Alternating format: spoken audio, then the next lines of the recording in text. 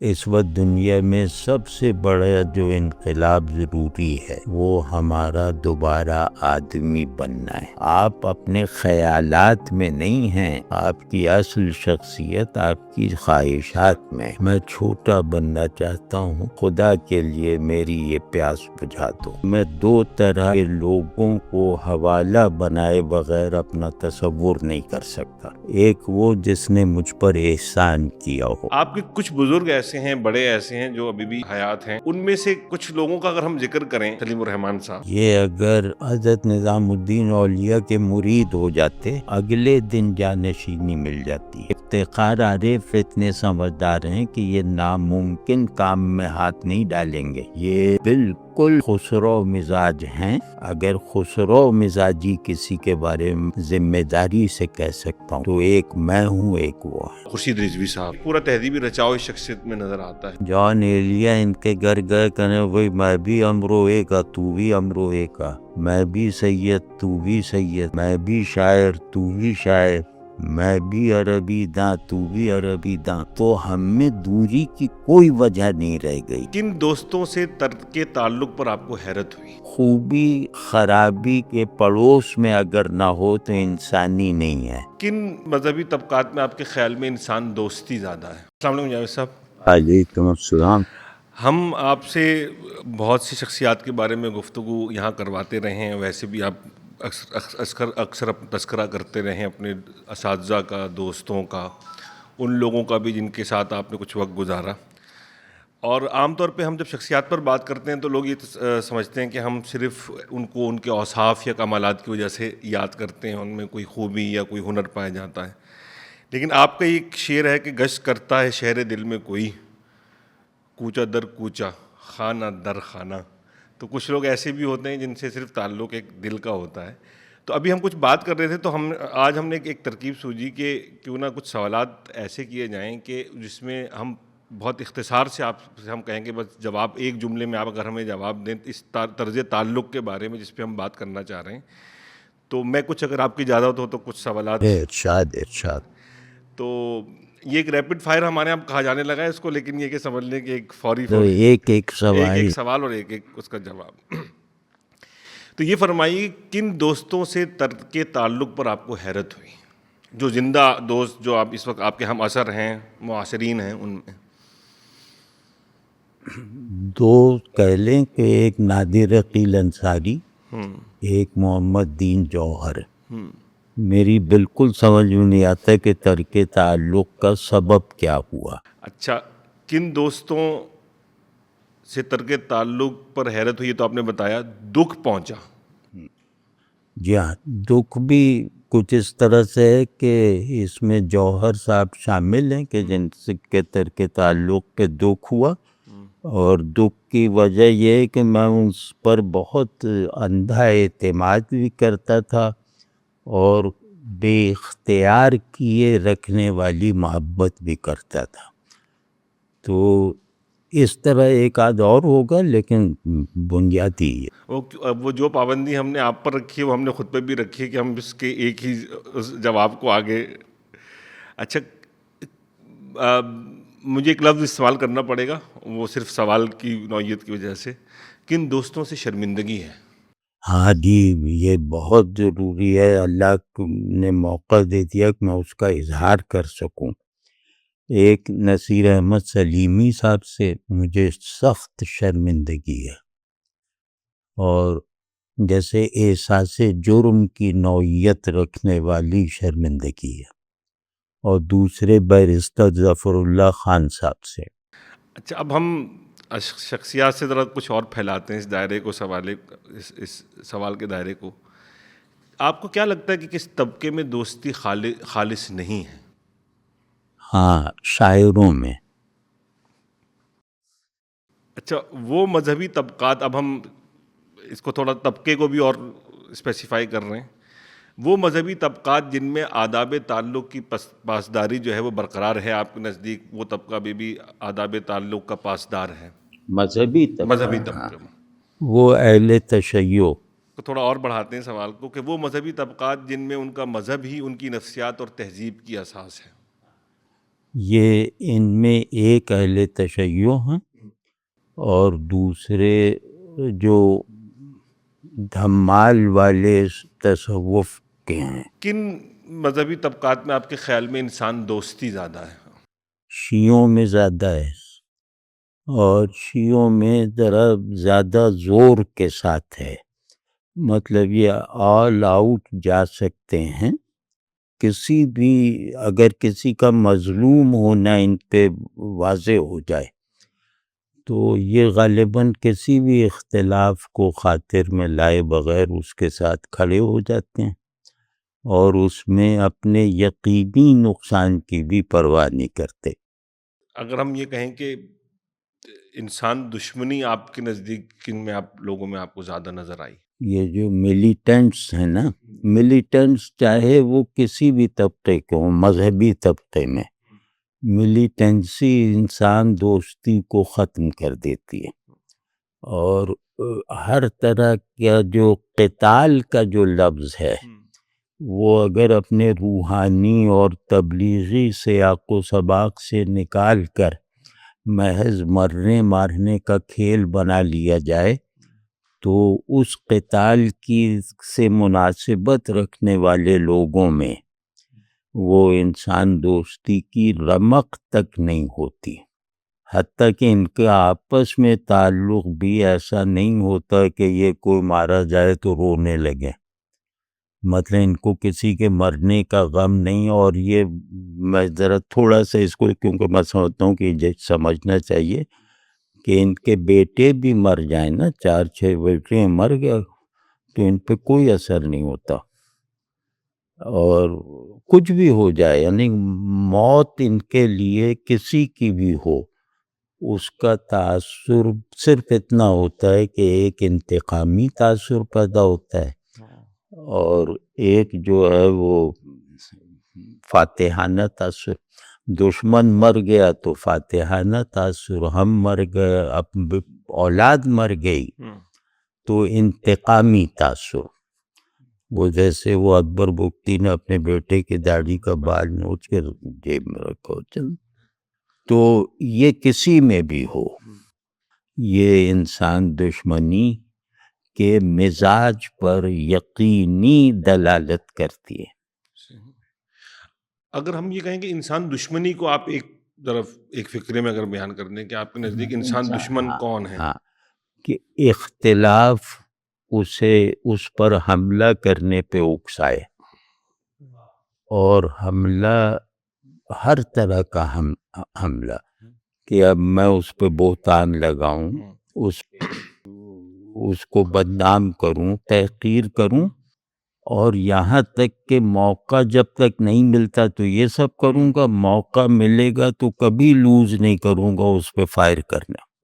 اب ہم آتے ہیں کہ ایک تعلق جو ہے وہ کئی مرتبہ ہم لوگ اس کو سمجھتے ہیں بہت بلیک اینڈ وائٹ میں، لیکن کیا ایسا بھی ہے کہ کوئی ایسا ہمارا طبقہ ہے جس سے آپ کو محبت بھی ہے لیکن شکایت بھی؟ ہاں، وہ شیعوں کا ہے. شیعوں کے طبقے سے مجھے بہت ظاہر ہے، میرے بچپن میں، اور میرے حقیقی دوست یعنی جن کو میں سمجھتا ہوں کہ جیسے جڑواں پیدا ہونے والے، تو وہ زیادہ تر شیعہ ہی تھے اور چلے بھی آ رہے ہیں. لیکن مذہبیت ان کے اندر جب پاور کے ساتھ مشروط ہو گئی نا، شیعہ مذہب اس لحاظ سے بہت انسانی تھا کہ امام مہدی آئیں گے تو وہ حکومت کریں گے، ہم بس وقت گزاریں. پاور ان کو ملی ہے 1000 برس کے ضبط کے بعد، تو وہ جیسے وہ اپنی ساری لیٹ نکال رہے ہیں. تو وہ اس نے اب ہوا، مجھے بہت تکلیف دہ تجربات ہوئے دوستوں سے کہ ایک دم وہ غائب ہو گئے، اور ان بے وقوفوں کو معلوم ہے کہ میں بالکل اس طرح کا متعصب آدمی نہیں، لیکن یہ جاننے کے باوجود ایک سے میں نے پوچھا کہ تو نے کیا کیا میرے ساتھ یہ حرکت، تو کہنے لگے کہ نہیں میں تو تمہارا دوست ہوں لیکن ملوں گا نہیں، ہمارے یہاں فیصلہ ہوا ہے. دوسرے یہ کہ پاور ہب بن جانے سے یہ لوگ بہت انٹر کنیکٹڈ رہتے ہیں. وہ جو پاور والا سینٹر ہے نا، تو جیسے فیصلہ رات کو ہو گیا کہ گاڑیوں پہ لکھوانا ہے یا علی مدد، اب سب لکھوا دیں گے. اس سے ملنا ہے، اس سے نہیں ملنا.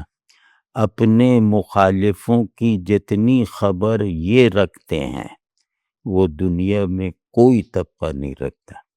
وہ پاور جب مانگرنگ شروع ہو گئی، ورنہ یہ لوگ تو ایسے تھے کہ مطلب میں کیا بتاؤں کہ یہ ان کے بغیر رہا نہیں جاتا تھا. ابھی بھی میرے جو فراست وغیرہ ہیں وہ میرے لیے میرے سگے بھائی سے بڑھ کر ہیں. تو اور وہ مذہب یا ادب یا کچھ بھی ہو، وہ سب اختلافات اگر اچانک ذہن میں ان کے بیٹھے آنے لگیں تو مجھے خود سے گھن آنے لگتی ہے. تو یہ مزاج جو جس کی نسبت میں اپنی طرف کر رہا ہوں، یہ مزاج شیعوں میں عام تھا. ڈاکٹر صاحب، اب یہ کہ ہمارے یہاں ایک آپ اس موضوع پہ بات کرتے بھی رہیں کہ شناخت مذہبی ہونا ایک الگ معاملہ ہے، لیکن اگر ہم یہ پوچھیں کہ اب اس کو آپ سے سوال کریں کہ جو تہذیبی نشو و نما آپ کو کیا لگتی ہے کہ ایسا لوگ جو ہے مذہبی طبقہ لیکن آپ کو لگتا ہے کہ اس میں بربنائے مذہبیت اس نشو و نما کا یا تو فقدان ہے یا شدید کمی ہے آپ کے نزدیک؟ ہاں، وہ سب وہ لوگ جو دوسروں کو بدعتی کہتے ہیں نا، جیسے بدعت یا شعر کو اس طرح، خدائی فوجدار قسم کے دین خالص کے جو نمائندے ہیں ان میں انسانیت بہت ہی پست درجے پہ ہوتی ہے، کیونکہ ان کے اندر عاجزی اور دوسرے کی خیر خواہی کے لیے اس کو مارجن دینا یہ اور خوشگمانی یہ مادہ ہی نہیں رہ جاتا. تو وہ بس آپ کا ہر عمل یا تو شرک ہے یا بدعت ہے. تو جو مذہب کو واقعی قید خانہ بنا لینے کا اور جو کام کرتے ہیں نا کہ زندگی کا ہر عمل، ہر خیال، ہر سوچ وہ یا تو حق ہے یا باطل ہے، یا وہ نص سے ثابت ہے یا بدعت.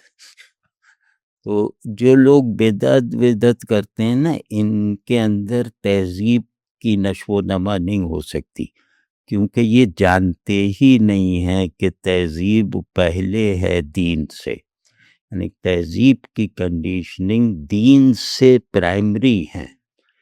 تو ایک آدمی اپنی تہذیبی کنڈیشننگ کے ساتھ جب دین قبول کرتا ہے آخرت میں نجات پانے کے لیے اور اپنے آپ کو بہتر آدمی بنانے کے لیے، تو بہتر آدمی کا مشاہدہ اس کا دین قبول کرنے سے پہلے کا ہوتا ہے، اور بہتر آدمی کا تصور بھی تہذیبی ہوتا ہے.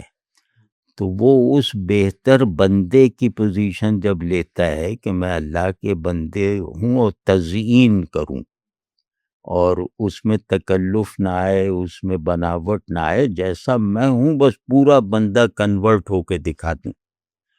یا رسول اللہ صلی اللہ علیہ وسلم سے تعلق ہے تو اب آپ صلی اللہ علیہ وسلم نے فرمایا کہ سب رشتوں سے زیادہ مجھ سے محبت کرو. تو اب میں تو محبت کوئی صومالیہ والوں کی طرح تھوڑی کر سکتا ہوں، مطلب میں کر ہی نہیں سکتا. تو ہمارے یہاں جو محبت کا طریقہ ہے وہ ایک دھوم دھڑک کا ہو اور خوب چراغاں ہو، مزے، مطلب ہم المیے کو بھی کنسٹرکٹ کرتے ہیں باہر. یہ ہمارا مزاج ہے، محرموں میں دیکھ لیجئے.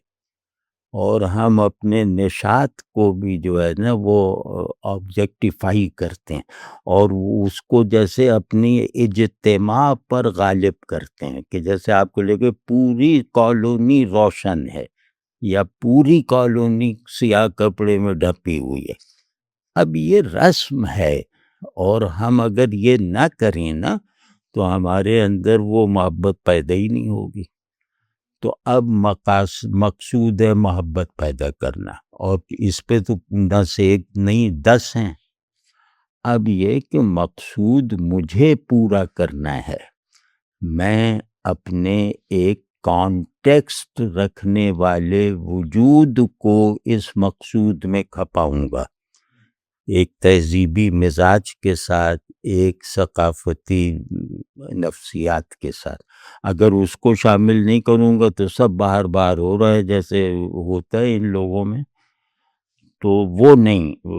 رسم کو بدعت کہنا تا وقت، یہ کون کہہ رہا ہے کہ میں یہ ماتم کر رہا ہوں تو یہ قرآن میں لکھا ہے اور تعلیم ہے، یا وہ گوڑا لگا رہے ہیں، اس میں ہنسی وسی آتی ہے، لیکن یہ تاثر تھوڑی پیدا ہوتا ہے کہ یہ بدعتی ہیں۔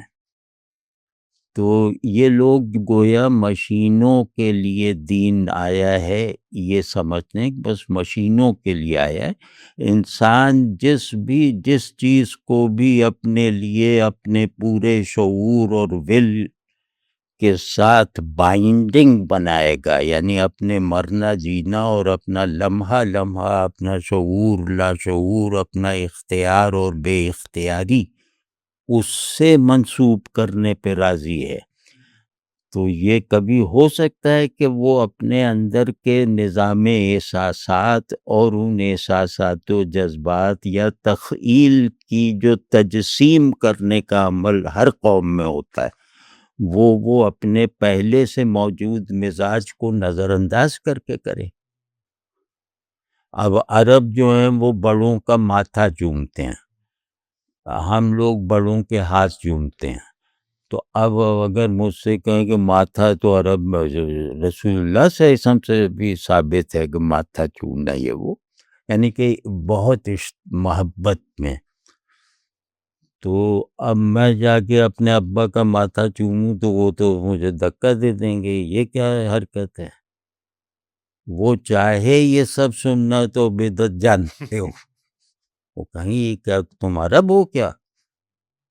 اگر میں عرب بن کے مسلمان ہوں تو میں کچھ بھی نہیں ہوں، میں اپنی پیشگی تمام شناختوں کا ایثار کرتا ہوں، اسے ایک نئے آمیزے میں ڈال دیتا ہوں، اس سے بڑھ کے کیا میری سچائی کا ثبوت ہے؟ جائے صاحب، وہ کیونکہ آپ نے گفتگو کی تو وہ ایک پابندی تو میں خود بھی بھول گیا کہ ایک جملے کی پابندی ہم نے رکھی تھی نہیں اپنے تو خیر اللہ معاف کرے، نہیں مجھے معاف کریں، ہاں آپ بہرحال پابندی میں رہیے گا۔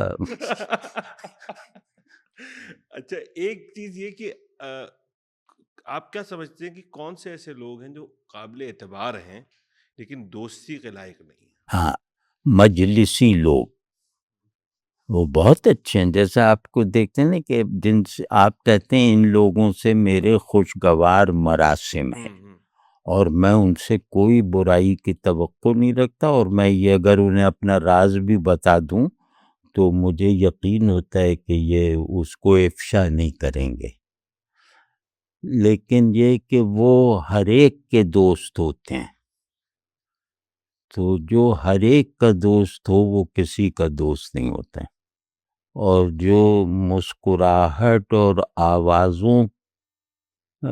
آوازوں کے ماحول میں ملتا ہو، اور وہ ماحول اگر تھوڑی دیر کے لیے معطل ہو جائے تو وہ چلا جائے گا، تو یہ کسی کا دوست نہیں ہے۔ یعنی کہ یہ اچھا آدمی ہے، مطلب یہ میں نیگیٹو بات نہیں کر رہا، لیکن اچھائیوں میں کمال اور یہ ہوتا ہے اس میں بھی، یا یہ کہ جیسے ٹھوس سی ایک بات ہے، جیسے اب میرے شاعروں ادیبوں میں دوست ہیں بہت، اندھا اعتماد ہے مجھے ان پر، انور حسن رائے پر، لیکن جب میں یہ اپنے آپ کو ذرا سا بے خوف ہو کر پوچھوں اور بے خوف ہو کر جواب دوں کہ وہ تمہارے دوست ہیں، میں کہوں گا میں ہوں، وہ نہیں۔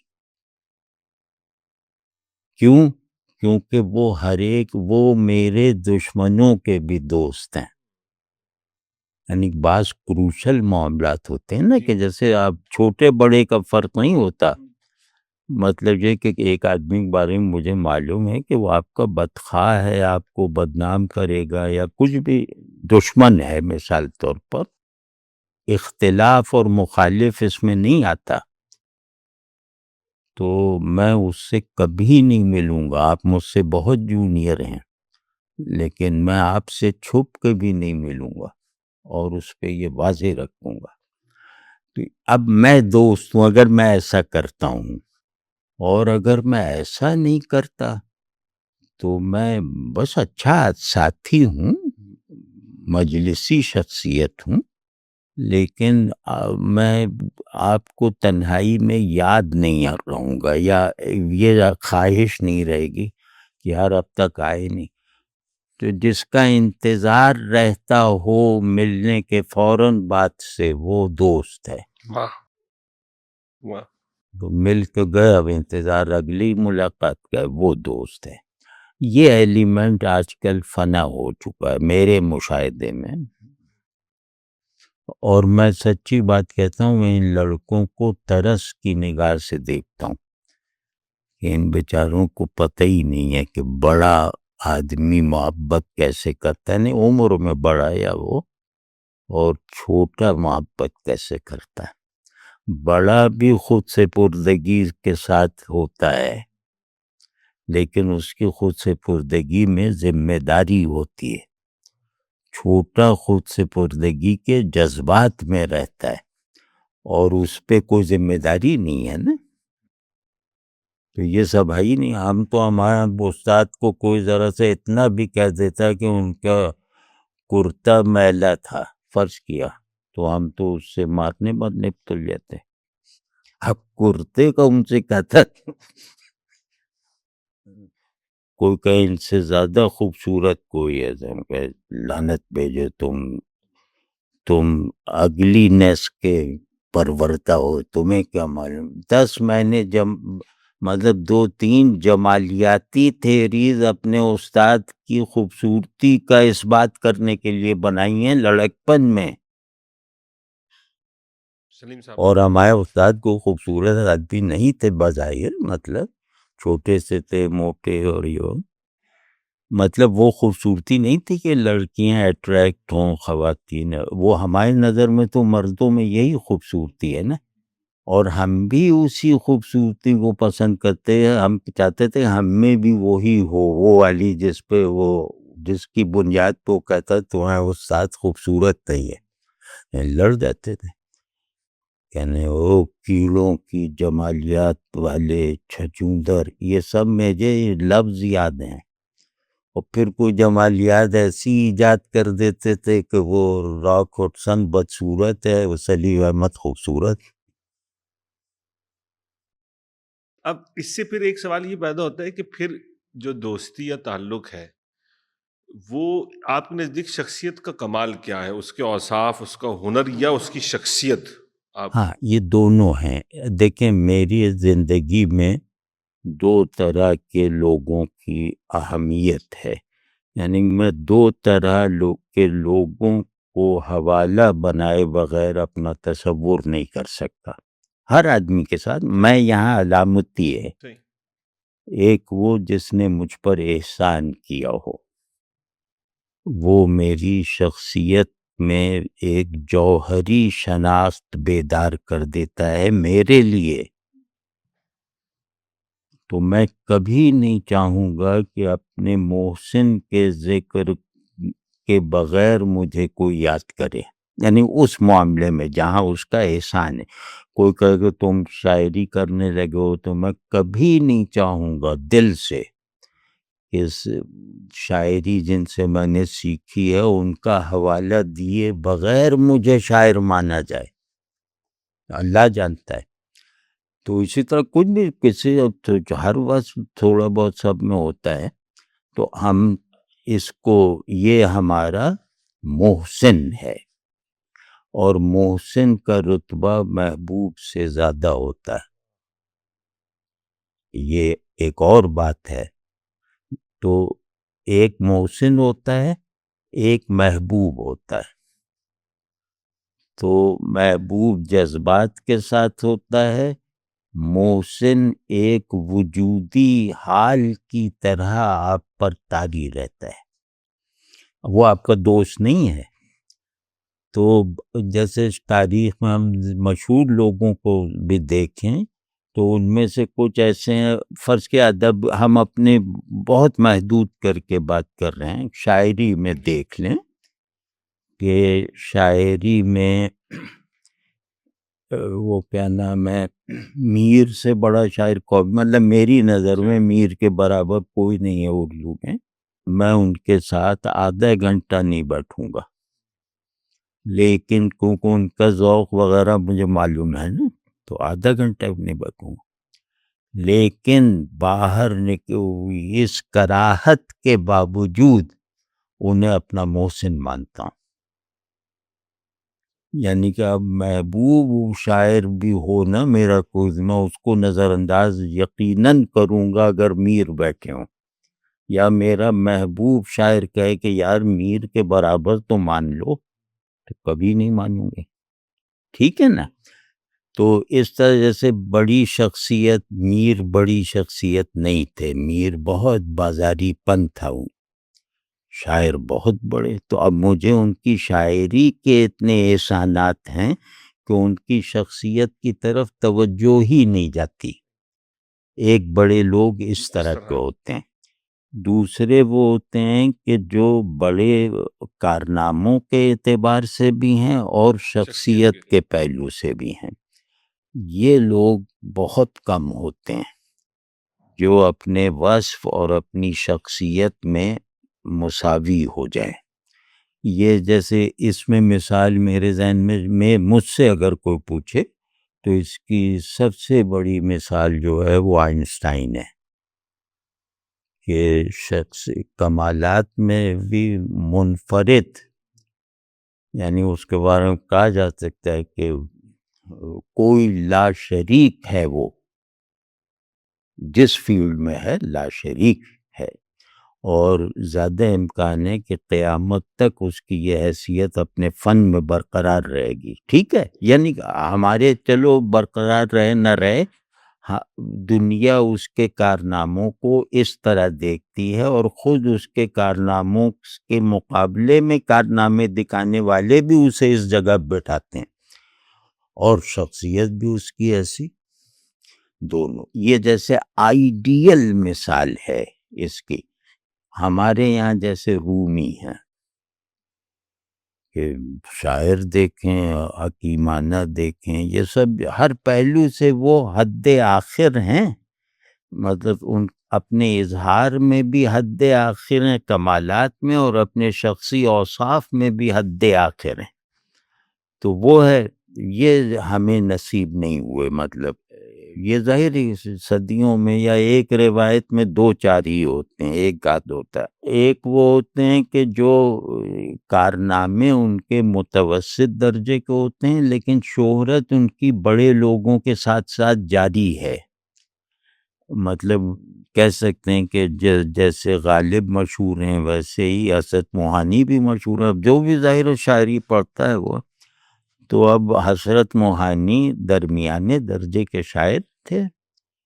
شخصیت ان کی ایسی ہے کہ ہمارا کوئی بڑا شاعر ان کے پاؤں کے تسمے باندھنے کی لائق نہیں ہے، کوئی بھی بڑا شاعر ہمارا اردو. تو یہ تین ٹائپ ہوتے ہیں. لیکن اگر میں جیسے کہ اپنے بچوں سے توقع رکھوں، اپنے دوستوں کو اس طرح دیکھنا چاہوں، تو میں ترجیح شخصیت کو دوں گا کہ کارنامے عارضی ہوتے ہیں، شخصیت جو ہے وہ اصول دوام پہ ہوتی ہے. یعنی شخصیت وجود کی قدر ہے نا، وجود کی قدریں دائمی ہیں، شعور کے کارنامے عارضی ہیں.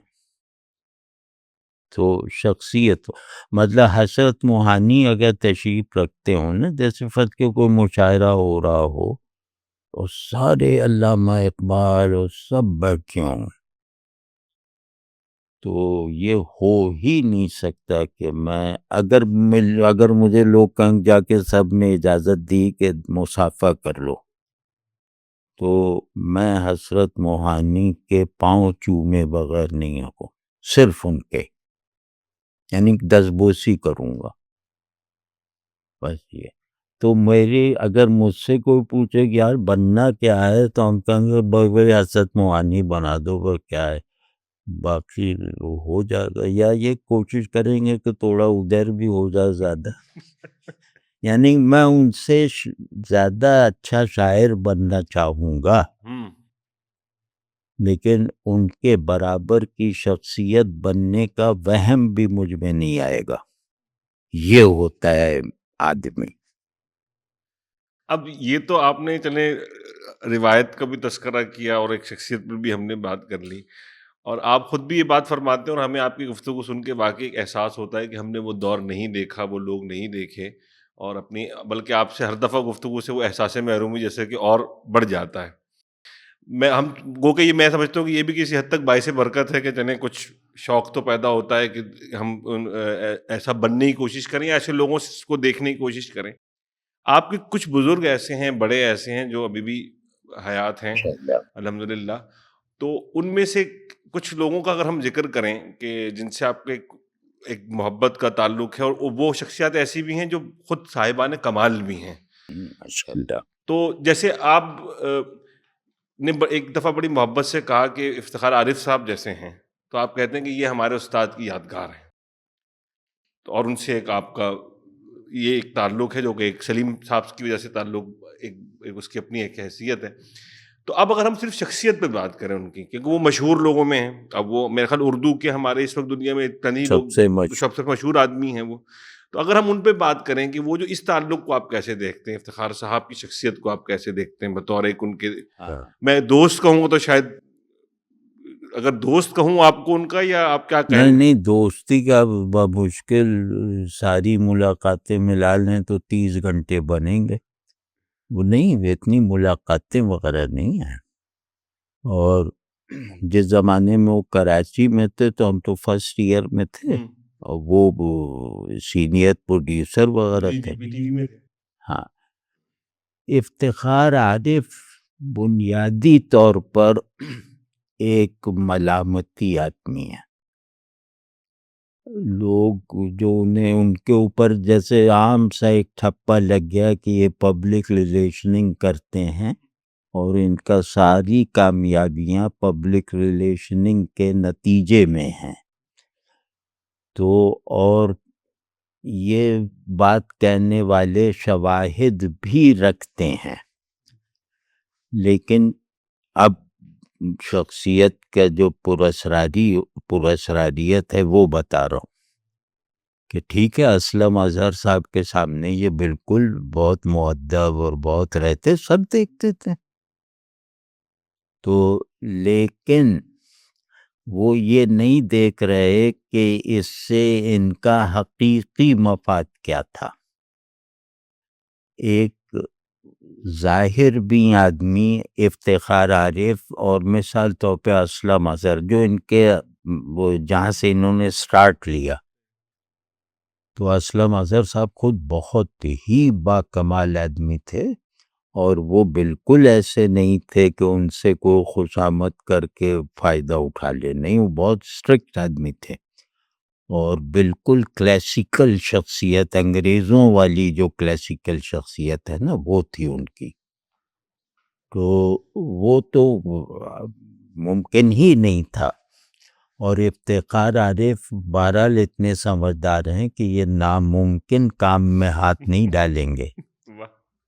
تو اب جو کچھ وہ کرتے تھے وہ ادب حقیقی تھا، احسان مندی کا جذبہ اور اس کا اظہار حقیقی تھا، لیکن یہ سب وہ کر کے اس سے کیا طلب کرتے تھے، مطلب یہ سب کرنے کا مفاد کیا تھا؟ وہ یہ سب اچھا سمجھ کے کر رہے ہیں، یعنی چلو ضروری سمجھ کے کر رہے ہیں، لیکن لوگوں کو، اکثر لوگوں کو یہ نہیں اندازہ کہ ان کا حقیقی مفاد کیا ہے.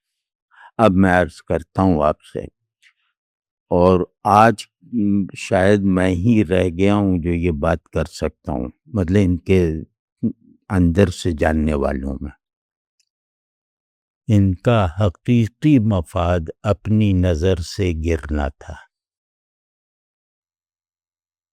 ان کا حقیقی مفاد اپنے آپ کو جیسے اپنی اچھائیوں پر ایک بھدا ریپر چڑھانا تھا،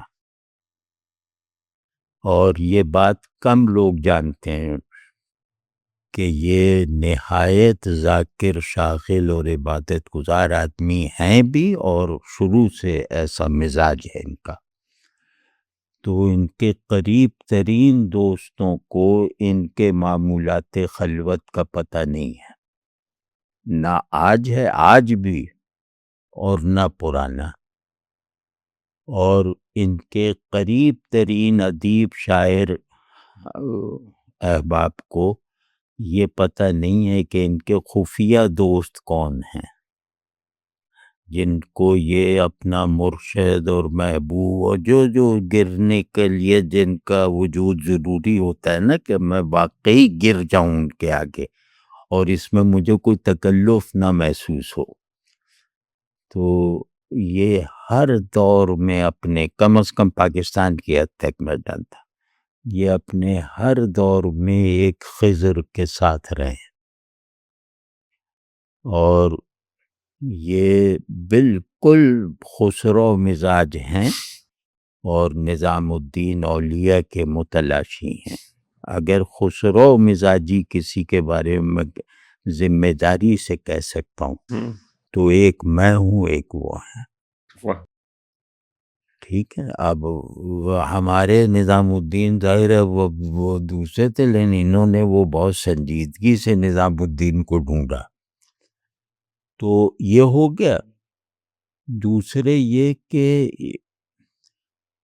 ان کے دبدبے اور وہ سب، جو اچھے کپڑے پہننا اور ماتحتوں کو ٹھیک رکھنا اور فلا ڈھیما، مزے کر وہ فرق کے ساتھ رہے نا، تو جب ان کے پاس کچھ نہیں تھا تو رہتے کر فن ہی کے ساتھ تھے اس وقت بھی، کہ جب ایک خاکی پتلون پہنتے تو جو اسکول ٹسر کی پتلون ہوتی ہے نا وہ پہنتے تھے، جو سستی، جو تو پتہ نہیں کہ بعد 2 ہی 3 تھیں اس وقت کا، میں جانتا ہوں انہیں، لیکن تنتنا ایسا تھا کہ کرو فر سے ہر بات بہت اعتماد سے اور خوب، مطلب تو خیر۔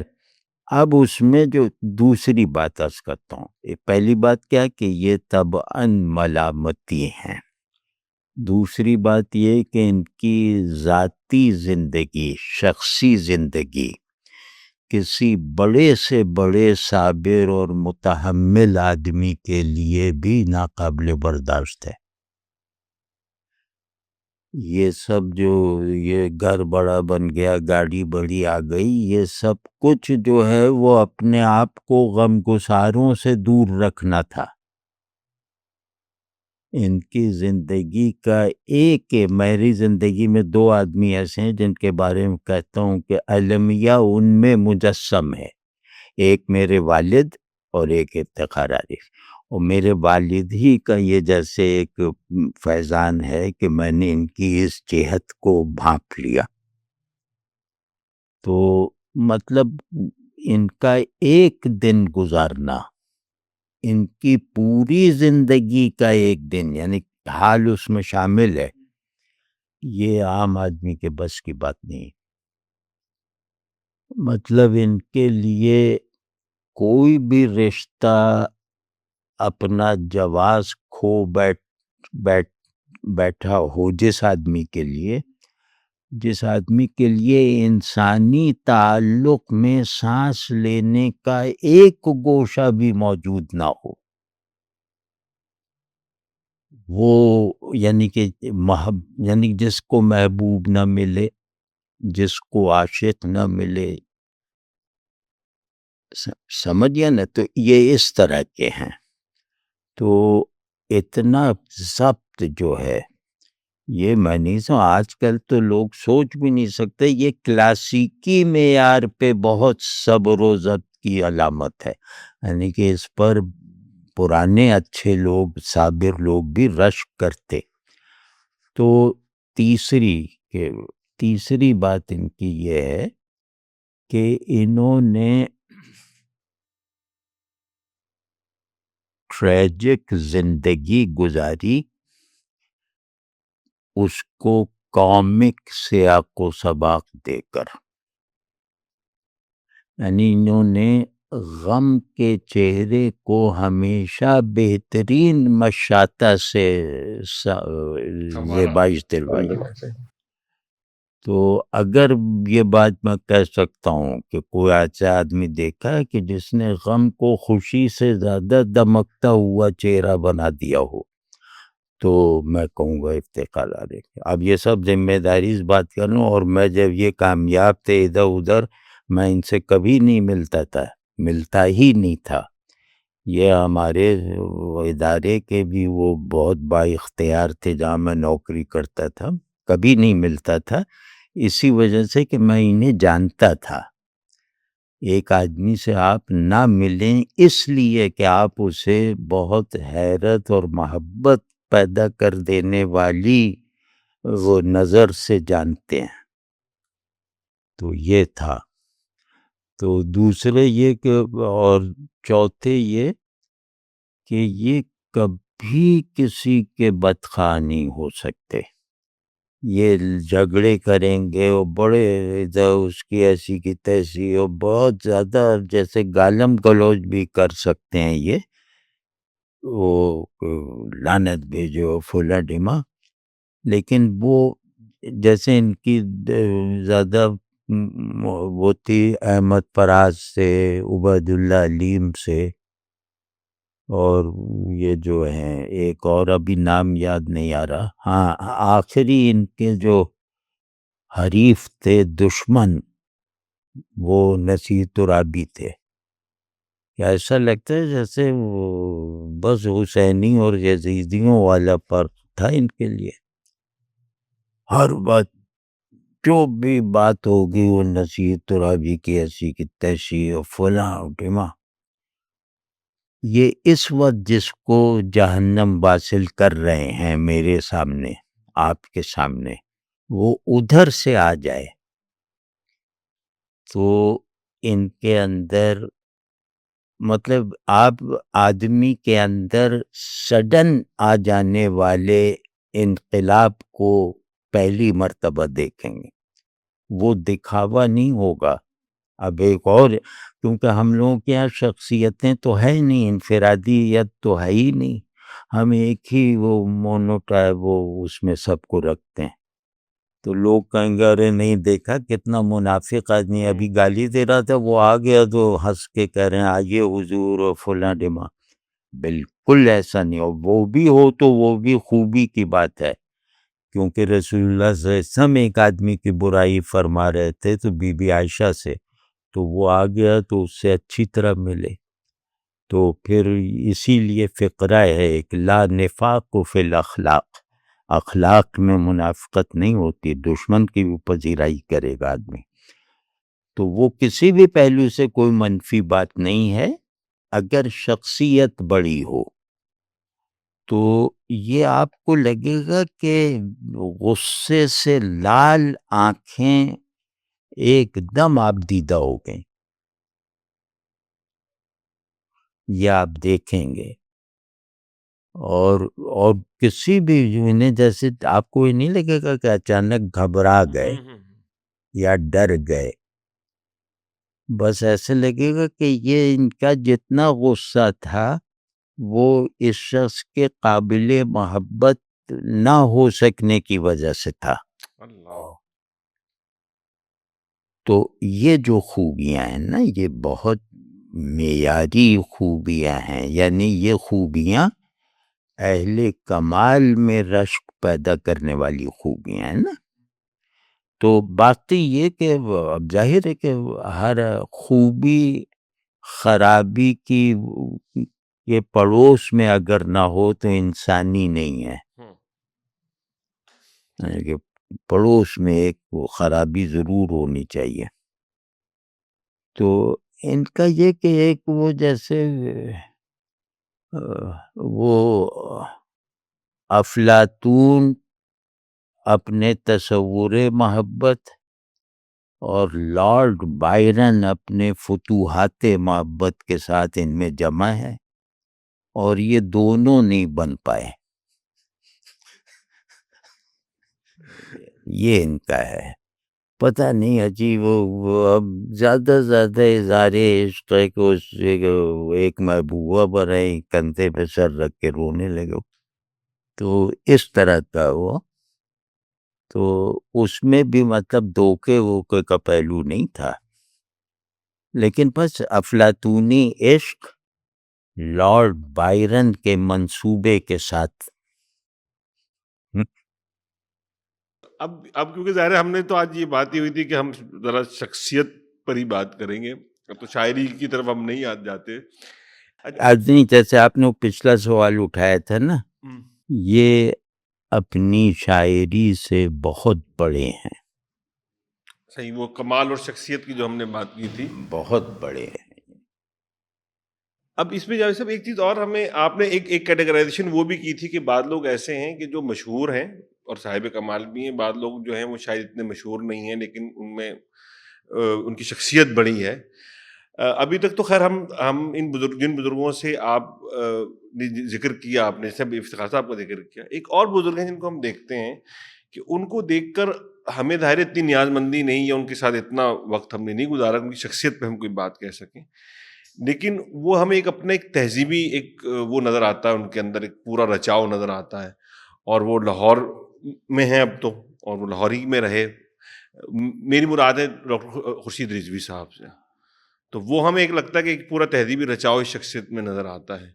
تو اور ان کا جو کمال ہے وہ ظاہر عربی کیونکہ ان کا موضوع تھا، اور اردو شاعری کی وجہ سے وہ ایک ان کو جو شہرت رہی ان کی، وہ بھی اردو کے مشہور شعراء میں شامل ہوتے ہیں. اور عربی پہ جن کو اردو میں کام ہے ہم تو صرف اسی سے واقف ہیں، اور اصل کمال ان کا وہ اردو جو عربی میں جو انہوں نے کام کیا وہ ہے. تو اب وہ تو آپ کے ہم شہر بھی ہیں کیونکہ اب آپ کا شہر تو لاہور ہی ہے، تو اس کراچی کا تو ہم نے چلے تذکرہ کر لیا، تو اس بارے میں آپ کیا رضوی صاحب کے بارے میں؟ وہ تو ان سے بھی بہت محبت کا تھا. یہ اتفاق ہے کہ میں ان لوگوں پہ جیسے شخصی گفتگو کرنے کے کا اہل ہوں، مطلب ان سے تعلق کی وجہ سے. تو خورشید صاحب بس یہ آپ سمجھیں کہ دو اچھے آدمی ایک دوسرے سے جس آخری حد تک مختلف ہو سکتے ہیں وہ نسبت ہے افتخار عارف اور خورشید رضوی میں، کہ دونوں کی اچھائیاں آخری حد تک مختلف ہیں، یعنی اچھائی کا اظہار. تو خورشید صاحب بہت رکھ رکھاؤ کے آدمی ہیں، کم آمیز ہیں، تعلقات میں بہت شرطیں ہیں ان کی، حلقے مطلب ان تک رسائی یعنی ان سے قرب کو کوالیفائی کرنا پڑتا ہے، یعنی ان کے دل کا راستہ بہت پرخار ہے. تو ان کا راستہ جو ریشم کے تھان بیچے ہوئے ہیں، پتہ نہیں دل تک پہنچتے ہیں یا کہاں تک، لیکن ان کا مقرب بننے میں مشکل محسوس نہیں ہوتی. مقرب بہرحال نہیں بن پاتے، ان کے یہاں قرب کا راستہ پرخار ہے لیکن مقرب بننے کا موقع مل جاتا ہے. رضوی صاحب کے ہاں تو ایک تو یہ، دوسرے یہ کہ داغ کا جیسے ایک شعر ہے نا کہ بھرے ہیں تجھ میں لاکھوں ہی ہنر اے مجمع خوبی، ملاقاتی تیرا گویا بھری محفل سے ملتا ہے. تو ان سے ملاقات ان کے پورے سلسلے کے بڑے لوگوں سے ملاقات ہے. ان کے بارے میں جس طرح ان کا شعور کئی دماغوں کی یکجائی سے بنا ہے، اسی طرح ان کا وجود کئی وجودوں کے احوال سے بنا ہے. تو جتنا اگر میں کہوں کہ یہ آدمی کئی وجودوں کے احوال سے موجود ہے، اس کو اندر سے کھنگالنے کے نتیجے میں 10 بڑے باطن جو ہیں وہ نظر کے سامنے آ جائیں. تو ان میں جو ایک بہت وہ مشکل بات ہے نا، وہ یہ کہ یہ اس ملامتی وغیرہ تو سرے سے نہیں ہے، یہ بہت غیرت دار ہیں اپنے مطلب اپنے جس کو عزت نفس کا بہت زیادہ پاس ہو نا، وہ یہ ہیں، بہت زیادہ پاس ہے اپنی بھی اور دوسروں کی بھی، باوقار شخصیت ہے. ہاں ہاں، لیکن وہ عزت نفس کے بارے میں بہت زیادہ حساس ہوتے ہوئے اپنے اساتذہ کے آگے زیرو بن جاتے ہیں، اور اپنے استادوں کا ذکر کرتے ہوئے اپنا کوئی کمال نہیں بتاتے، ہمیشہ ان کے احسانات اور اپنی محتاجی دکھاتے ہیں۔ یہ بہت مشکل ٹائپ ہوتا ہے کہ ایک آدمی اتنا حساس اس طرف ہو اور اس طرف اتنا بے نفس ہو، اتنا وہ مطلب اپنے آپ کو چھوٹا بنانے میں دلچسپی رکھتا ہو۔ بڑے ہونے کی حفاظت کرنا اور چھوٹا بننے میں دلچسپی رکھنا یہ بہت مشکل سے پیدا ہوتی ہے۔ تو یہ گویا یہ ایک طرح کے کلیکٹیو وجود ہیں، یہ جیسے کئی آدمی ان کے اندر گویا فنا نہیں، وہ موت آ گئی انہیں، فنا نہیں ہوئے، تو یہ جیسے ان کا وہ شوکیس ہیں کہ وہ ان کے لیے احرام ہیں یہ اپنے اساتذہ کے لیے۔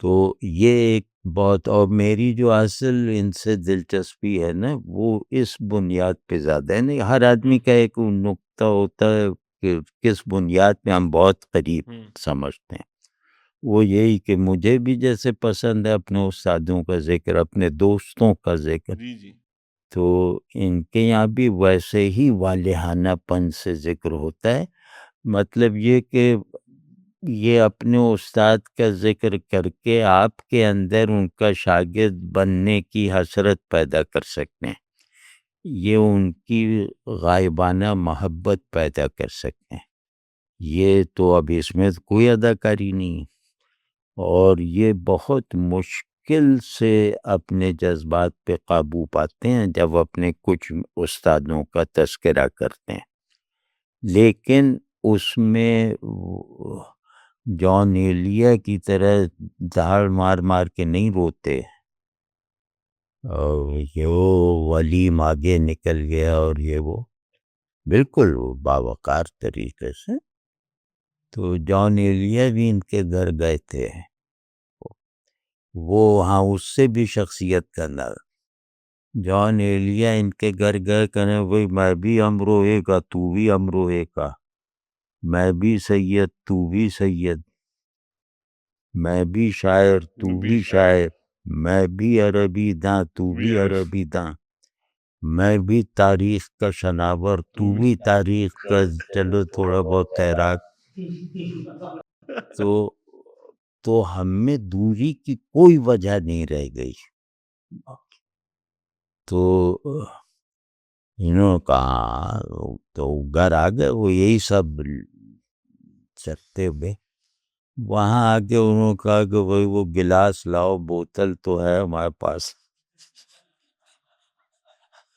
3-4 آدمی ان کے ساتھ، یہ پوچھئے گا کسی وقت خورشید صاحب سے، تو اب ان کا گھر بہت پاکیزہ گھر ہے، مطلب مذہبی گھر نہ کہیں اسے آپ، وہ اپنی تہذیب کی بہترین قدروں پر کھڑا ہوا ایک پاکیزہ اور روشن گھر ہے، تو وہاں ان کی بیگمی تھی اور تو کوئی تھا نہیں، تو ان سے جب انہوں نے مانگا اور انہوں نے بتا دیا، یہ ان کی ایک اور وہ ہے کہ یہ بالکل مطلب جن سے آپ جو اگر جھوٹ بولیں تو مطلب ان کے پیٹ میں درد ہو جائے، مطلب یہ اس طرح مجبور ہیں مطابق واقعہ بیان دینے پر، تو انہوں نے کہا کوئی اور گلاس دیا، تو وہ گلاس انہوں نے کہا نہیں وہ پانی پینے کے لیے نہیں ہے، ہاں انہوں نے بلکہ نہیں پوچھا کہ ارے گلاس رکھا تو ہے سب،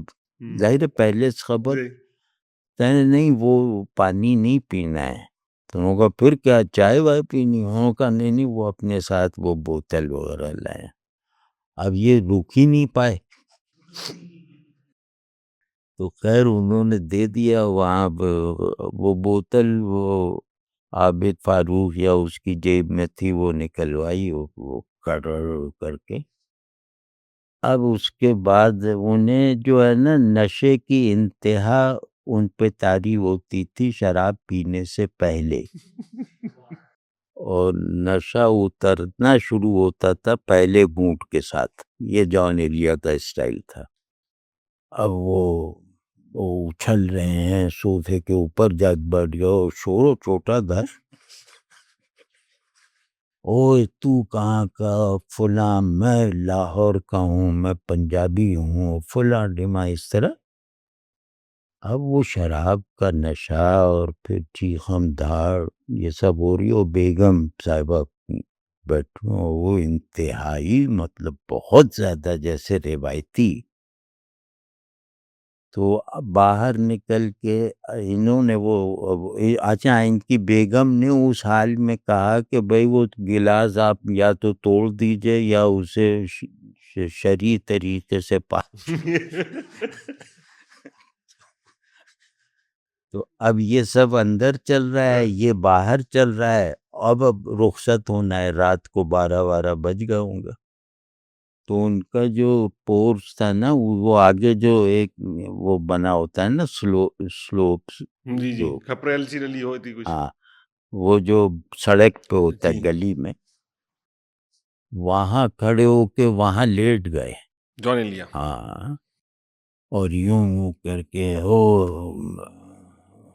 واہ دریغا صد ہے فلاں ٹیما، ایک ماتمی فضا پیدا کر دی. اور وہ محلہ یار 10 مرلے گھر ہیں برابر. اب خورشید صاحب وہاں بہت معتبر آدمی کی حیثیت سے بہت پرانے اس محلے میں، وہ یہ جو پڑوسیوں نے دیکھا ہوگا کیا ہوا ہوگا. اور خورشید صاحب بالکل یوں کوئی تاثر نہیں ناگواری کا یا پریشانی کا یا حیرانی کا، بالکل ایسے. یا جو ان کے ساتھ آئے تھے نا ان کو بس دیکھتے جا رہے ہیں، اور کوئی یہ نہیں کہ شکایت کہ یار کس کو لے آئے کیا، کچھ بھی نہیں. اور ان کو بٹھایا، بٹھانے سے پہلے وہ ان کی گود میں چڑھنے کی کوشش کرنے لگے. تو اب ظاہر ہے گود میں تو نہیں، نہ وہ اتنی جمپ لگا سکتے نہ یہ اٹھا سکتے تھے. وہ جیسے بیچ میں ان کی ٹکر ان کے پیٹ تک لگی بس. وہ یہ ایک واقعہ ہوا. اس کے بعد گاڑی میں ان کو بہت جیسے وزادار مہمان کہ کوئی بھی مہمان جس کو تکریم کے ساتھ رخصت کیا جائے عین اسی طرح رخصت کیا. اور گھر ان کی بیگم بھی ایسی کہ ان کو کسی وضاحت کی ضرورت نہیں پڑی. تو اب یہ جو ٹائپ ہے نا کہ اتنا نستعلیق آدمی اور وہ اس صورتحال سے کیسے گزرا، اور میرے خیال میں ان کی زندگی کا یہ پہلا تجربہ ہوگا اس طرح کا. تو اس یہ میں تو عربی دانوں میں ادھر ادھر رہنا اسکالر محقق فلاں، یہ والا تو میرا گمان یہ ہے کہ یہ واقعہ انہی سے سن کے بتا رہا ہوں. صحیح. اور پھر جیسے ان کے استاد تھے صوفی صاحب جن سے وہ بہت، آپ نے بالکل درست فرمایا کہ اتنی محبت سے یاد کرتے ہیں ان کو، تو وہ ماحول تو انہوں نے ویسے ہی دیکھا نا جس میں. اور دوسرے یہ کہ ان کو اپنی تعریف کا سننے کا ہوقا نہیں ہے. یہ شاعروں میں تو سمجھیں کہ ایسا ہے کہ جیسے وہ کوئی شاعروں میں کوئی مافوق الفطرت آدمی پیدا ہو گیا ہے کہ اسے تعریف کی خواہش نہیں ہے. واہ. اب جاوید صاحب لاہور کا ہی ذکر چل پڑا ہے، تو آپ نے جو یہ آخری بات فرمائی کہ ان کو تعریف کا شوق اپنے سننے کا نہیں ہے، آپ نے ان کا تذکرہ کیا، ان کی نظموں بھی گفتگو کی. اور ایک بڑی شخصیت ہیں، اور وہ بزرگ لوگوں میرے خیال جو اس وقت ہمارے ہاں اردو کے ادب سے وابستہ جتنے لوگوں اچھا، اگر مجھے بات کاٹنے کی اجازت دیں، ایک ان کا خاص بس رہ گیا جی تھا، جی، وہ ارشاد اگر ارشاد اجازت دیں ارشاد تاکہ ارشاد میرا ارشاد دل ہاں ہاں، وہ ہو بالکل جائے۔ بالکل۔ ہاں، یہ ان شخصیتوں میں سے ہیں جو دنیا لینے کے روادار نہیں بنے، صحیح۔ ان کا کوئی دنیاوی محسن نہیں ہے، واہ واہ۔ اور یہ دنیا ہمیشہ دینے والے کی پوزیشن لے کر دنیا میں رہے۔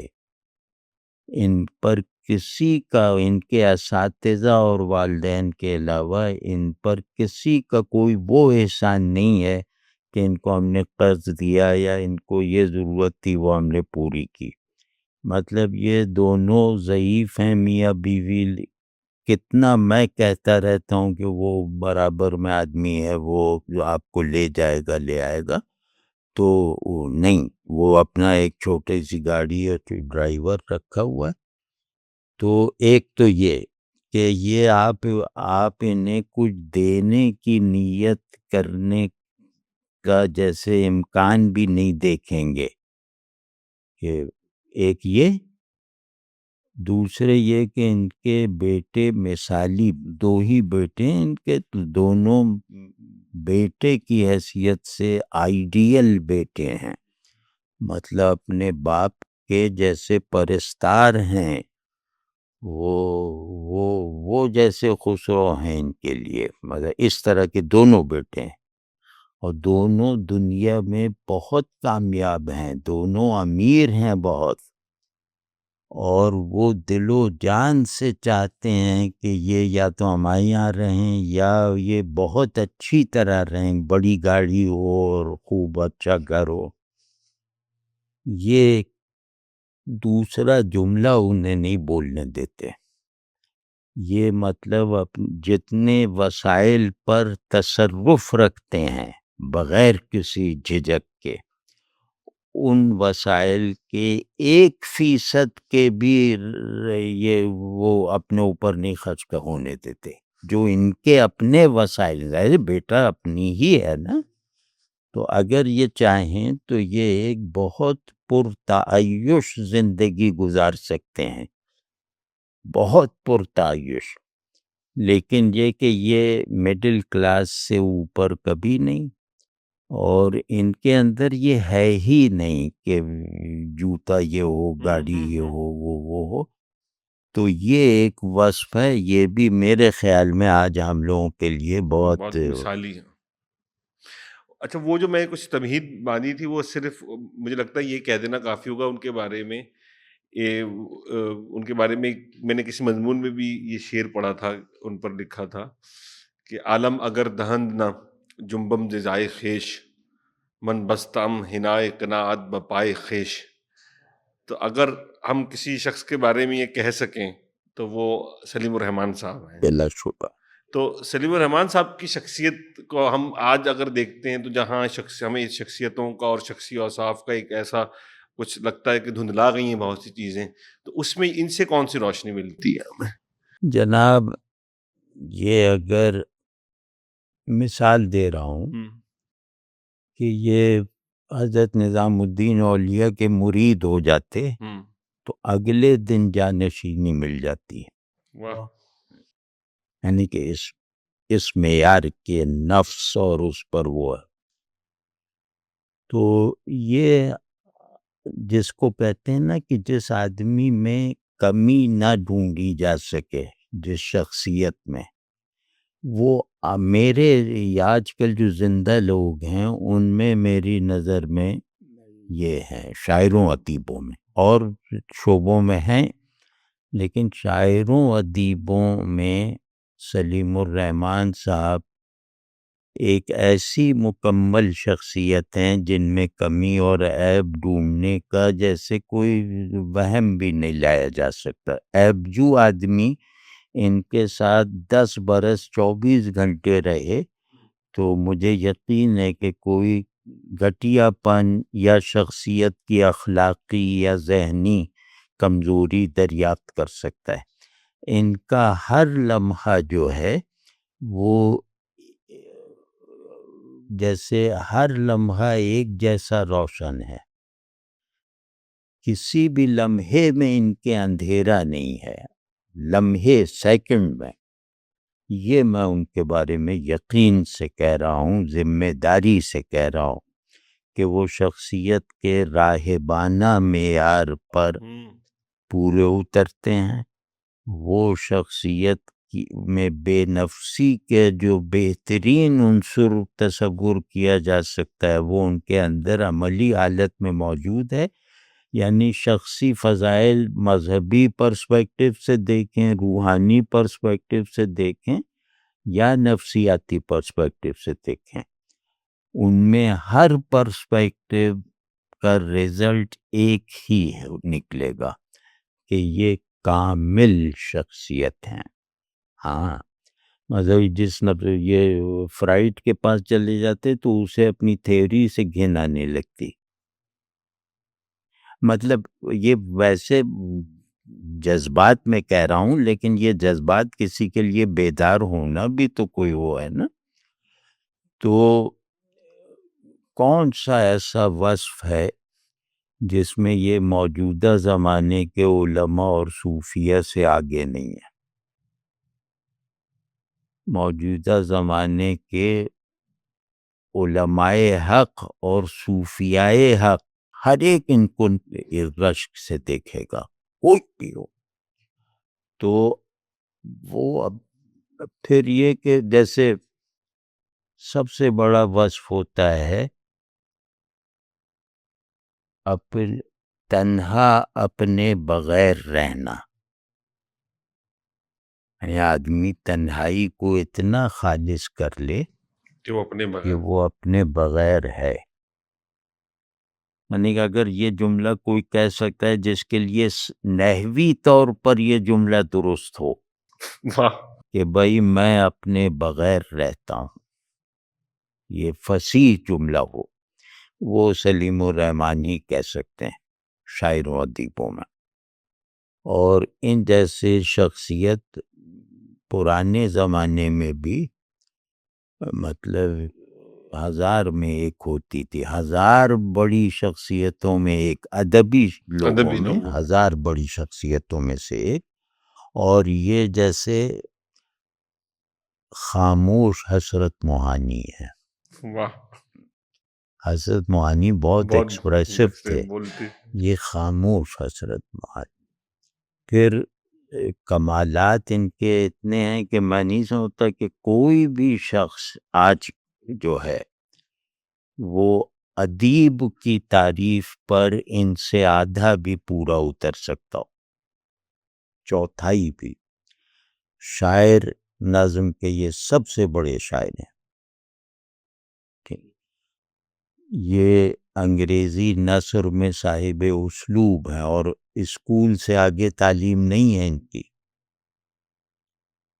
یہ ڈکشنری لکھ رہے تھے تو وہ ڈکشنری انگریزی اردو ڈکشنریز کا میں سب سے بڑا اضافہ ہوتی، وہ کسی وجہ سے چھوڑ دی۔ جو بھی کام کیا ہے وہ اس کام کے دائرے میں سب سے بڑی حیثیت رکھتا ہے، یعنی کہ وہ ایسا کام کیا ہے کہ اس کے برابر تو کچھ کام ہیں لیکن اس سے بلند کام معاصرین میں نہیں ہے۔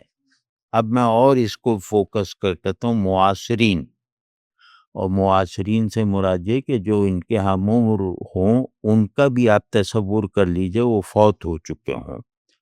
نظم ان کے برابر کسی نے نہیں لکھی، اور نظم بھی ایسی کہ اس میں روایت کو زیادہ پرکشش اور زیادہ گہرا بنایا گیا ہے۔ روایت کا مطلب روایت کے نقشے کو بدلے بغیر اس میں زیادہ بہتر مکین لا کے بٹھائے، یعنی مغربی ادب وغیرہ کے مطالعے سے انہوں نے مشرق کی مضبوطی کا کام کیا نا۔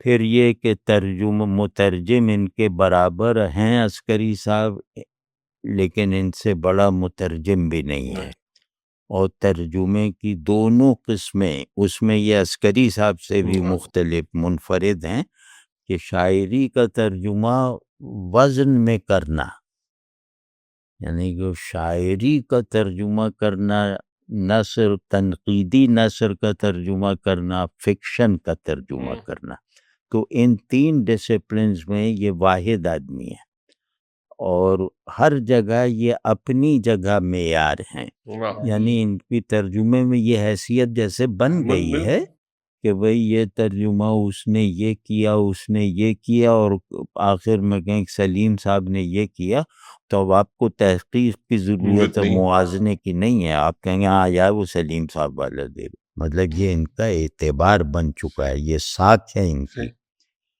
اور دوسرے یہ کہ اتنا زیادہ ادب آج کل کے سب ادیب مل کے اگر اپنی بیبلیوگرافی بنائیں، جو پڑھا ہے وہ اس کے 5% سے بھی کم ہے ہوگا، سب مل کے اگر جمع کرنے کا، ہم نے یہ پڑھا، ہم نے وہ پڑھا، ہم نے وہ پڑھا، ٹھیک ہے۔ اور دوسرے یہ کہ تنقیدی ڈسپلن میں انہوں نے تراجم کے ذریعے سے اور اپنے کالمز کے ذریعے سے جو کنٹریبیوشنز کی ہیں وہ اوریجنل ہیں، میں نہیں کہتا کہ وہ سب سے بڑی ہیں، لیکن وہ اوریجنل ہیں، ان میں تازگی، تخلیقی تازگی ان کی تنقید میں ہے، اس اعتبار سے یہ منفرد ہیں۔ تنقید ان کا کمزور پہلو ہے، اگر ان کو بطور نقاد دیکھوں تو یہ کمزور ہیں، وہ کیونکہ نقاد ان کی پہچان نہیں، انہوں تنقید ہمیشہ کتابوں کے تعارف کے طور پر اس طرح لکھی ہے، وہ نقاد کی پوزیشن کبھی نہیں لی، تو وہ الگ بات ہے۔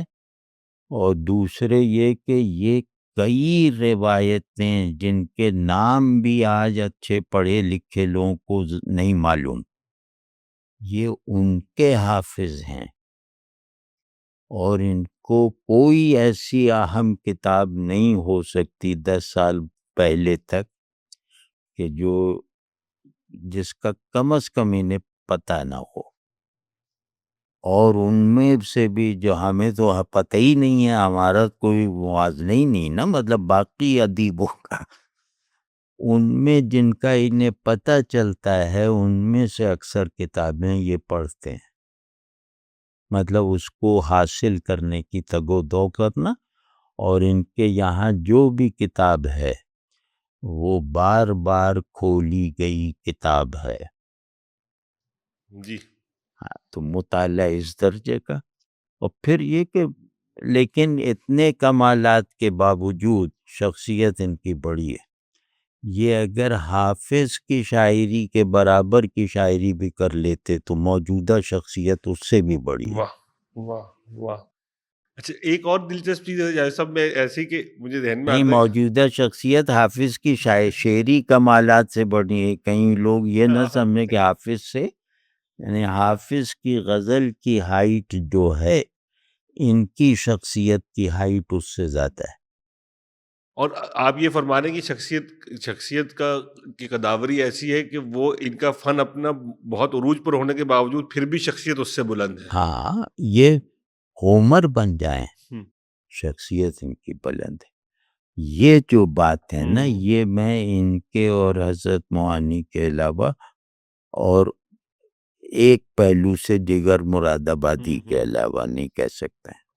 اچھا، ایک میں جو کہنا چاہ رہا تھا کہ وہ ایک بات عجیب ہے کہ جہاں گرد کی واپسی پہلا ان کا ترجمہ اوڈیسی کا جو ترجمہ کیا، اور وہ پورا سیاحت پر ہے، اور پوری وہ ایک دنیا کی تاریخ میں اس کو ایک بڑی سیاحت کا پورا روداد مانا جاتا ہے، لیکن سلیم صاحب نے زندگی گزاری تھی لاہور میں، اور کبھی وہ کراچی تک نہیں آئے، یہ بھی ایک عجیب عالم پہلو۔ ان کے لیے صاحب نے بے دل کا شعر پڑھا، وہ بالکل برجستہ شعر ہے، میں بھی یہی پڑھتا، اگر مجھے کوئی کہتا کہ شعر سناؤ ان کی شخصیت کے مطابق تو وہی ہے۔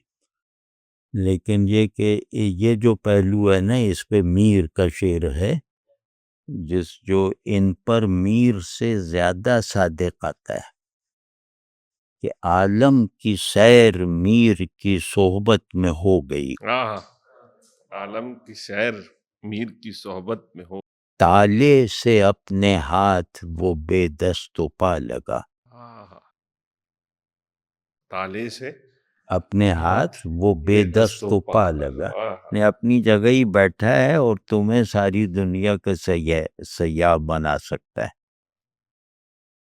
اور یہ جو جن لوگوں نے وہاں جا کے دیکھا ہے وہ کم ہے اس مشاہدے سے جو سلیم الرحمن نے وہاں نہ جا کے کر لیا ہے. جاوید صاحب، میں چاہ رہا تھا کہ ہم اس کو کنکلوڈ کریں، تو سننے والوں کے لیے، ہمارے لیے جو ہم یہاں بھی لوگ موجود ہیں، ایک دفعہ اگر ہم تھوڑا سا اس کو کنکلوڈ کرتے ہوئے کہ آج ہم نے جو شخصیات کا تذکرہ کیا، جو ابتدائی گفتگو کی، اگر کسی کے ذہن میں یہ سوال ہو کہ بھئی ہم یہ سب کچھ کر کیوں رہے ہیں، یہ سوالات، یہ پوری گفتگو کا اصل مقصد ہمارا کیا تھا، ہم چاہتے کیا ہیں اصل میں یہ بات کر کے. بھئی وہ تو آپ بتائیں گے، سوال آپ کر رہے ہیں تو یہ تو اب آپ بتائیں گے. میں یہ سمجھتا ہوں کہ ہم نے جب بھی شخصیات کا تذکرہ کیا، اب میں آپ کو اپنی تفہیم بتاتا ہوں کہ ہمارا تو مقصد یہ رہا ہمیشہ کہ جو ہمارے اندر ایک تنہائی ہے، اس کی ایک وجہ یہ بھی ہے کہ ہمیں اپنے باہر جو ہے کوئی ایسا غیر نظر نہیں آتا جو ہماری اندر کو بامانی بنا سکے. تو شاید ہم ان لوگوں کے تذکرے سے، ان شخصیات اور شخصی اوصاف کے تذکرے سے اس کمی کو پورا کرنے کی کوشش کرتے ہیں. تو یقیناً آپ نے، میں جو کہتا ہوں اس کو زیادہ بہتر لفظوں میں کہہ دیا ہے. بالکل. اور اگر ایک جملے میں یہاں پابندی میں ایک جملے کی آخر میں کر دیتا ہوں کہ ہم آدمی بننے کی کوشش کر رہے ہیں. اس وقت دنیا میں سب سے بڑا جو انقلاب ضروری ہے وہ ہمارا دوبارہ آدمی بننا ہے. ہاں، یہ جو ڈی ہیومنائزیشن ہے، اس سے نکلنے کے لیے اس طرح کی چیزیں نہایت ضروری ہیں کہ ہمارے پاس کوئی نمونہ ہونا چاہیے جیتا جاگتا، کہ ہم کہہ سکیں کہ دیکھو آدمی ایسا ہوتا ہے، آدمی یہ ہوتا.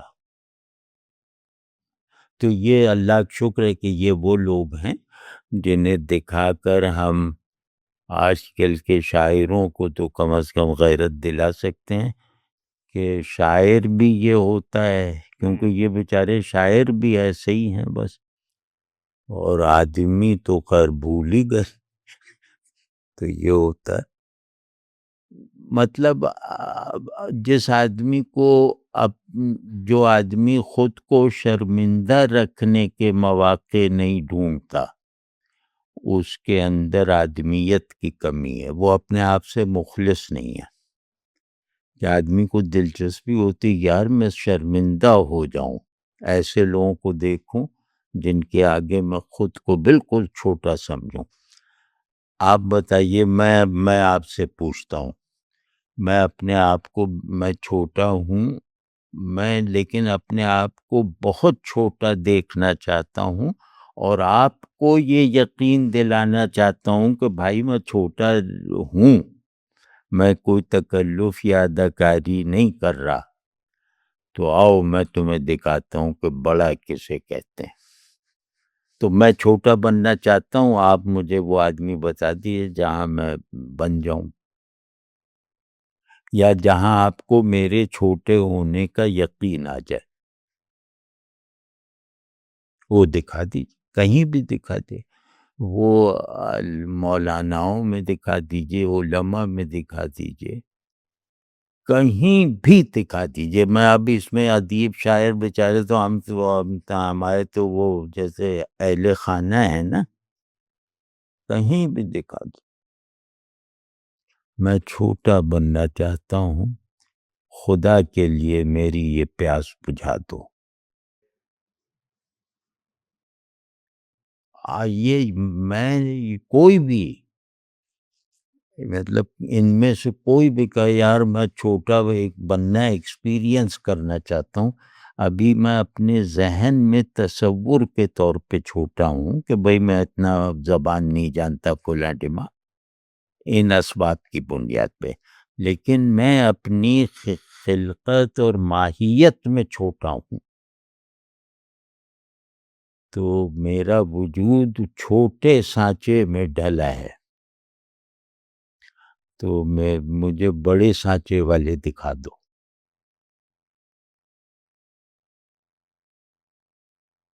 یہ بات مجھ سے کوئی، اب ظاہر ہے اب ہم کہاں دکھائیں، افتخار عارف اسلام آباد میں رہتے ہیں، وہ یہاں لیکن آج سے 50 سال پہلے یہ مسئلہ اگر آپ مجھ سے کہتے یا میں آپ سے کہتا تو آپ کہتے یہ بس 100 گز چلنا پڑے گا۔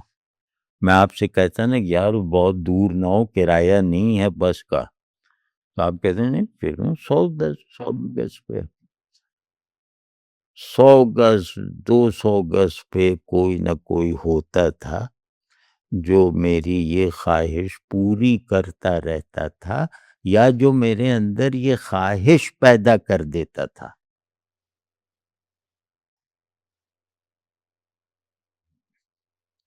تو وہ عالم میں لوگ ملنے کی گاؤں اب نہیں رہے میر، عالم میں لوگ ملنے کی گاؤں اب نہیں رہے، آدم بہت ہے آدم نہیں ہے، صورت آدم بہت ہے یہاں، آدم نہیں ہے، صورت آدم بہت ہے یہاں۔ صورت بڑی اچھی، اب وہ جاؤ نائی کے یہاں داڑھی بنوانے نا، تو زیادہ کرسیوں پہ لڑکے بیٹھے ہوئے وہ فیشیل کروا رہے ہوتے ہیں، یہ ہم نے تو زندگی میں پڑھی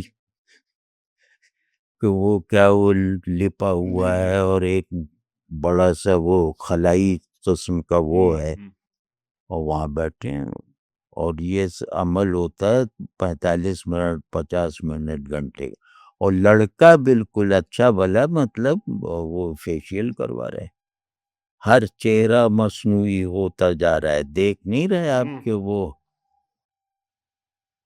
تو اب کہاں سے چھوٹا بڑا یہ سب، اب ہم میں بڑا بننے کی خواہش نہیں ہے، بڑا بننا تو چلو جو چالاک لوگ ہوتے ہیں یا جو کامل نہیں ہوتے وہ بڑا بننا چاہتے ہیں، وہ دل سے چاہتے ہیں، اب بڑا بننے کا کیا تصور رہ گیا؟ یہ بہت آپ لوگوں کو اس پہ دھیان رکھنا چاہیے کہ بڑا کون ہوتا ہے، چھوٹا کون ہوتا ہے، اس کا جواب واضح ہے، یعنی اس کا جواب ہر ایک کے پاس ہے کہ بڑا کون ہوتا ہے، چھوٹا کون، ہر آدمی کے پاس ہے، اس میں کوئی علم کی ضرورت نہیں، دانش کی نہیں، اس سے پتہ چلے گا کہ آپ ہیں کیا۔ تو آپ اسکین کروائیں، پوچھے نہیں، کیونکہ یہ تو چیٹ جی پی ٹی سے پوچھ کے بتا دے گا،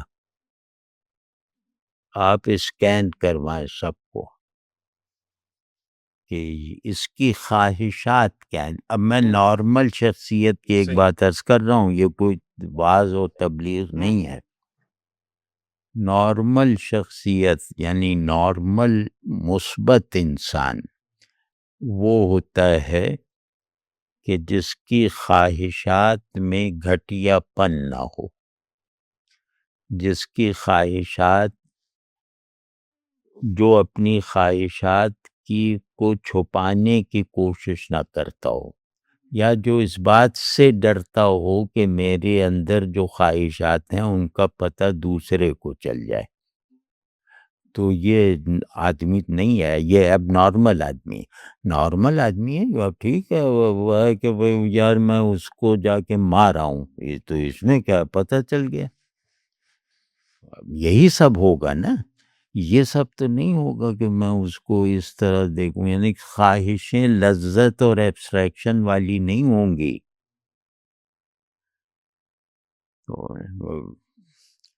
تو خواہشات آپ کی شخصیت کا مرتبہ طے کرتی ہیں، آپ اپنے خیالات میں نہیں ہیں، آپ کی اصل شخصیت آپ کی خواہشات میں ہے۔